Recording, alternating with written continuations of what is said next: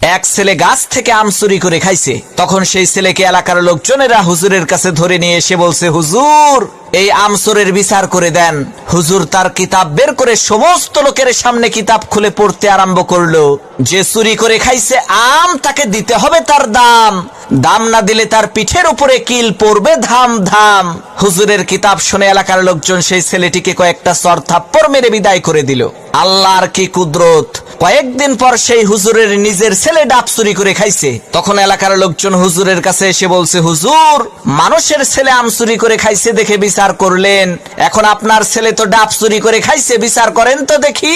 লোকদের কথা শুনে হুজুর তার কিতাব বের করে বলল, ভাইরা আমার, কিতাবে লেখা আছে যে চুরি করে খাইছে ডাব তার হয় নাই কোনো পাপ। তখন এলাকার লোকজন বলল, হুজুর বুঝলাম ডাব খাইলে পাপ নাই, কিন্তু আপনার ছেলে তো একেবারে পাকা জোনা খাইছে। হুজুর তখন কিতাব থেকে পড়লো, যে খাইলো জোনা তার নাই কোনো গুনাহ। এলাকার লোকজন বলল, হুজুর ডাব খাইলে পাপ নাই, জোনা খাইলে গুনাহ নাই মানলাম, কিন্তু আপনার ছেলে তো নারিকেল খাইছে।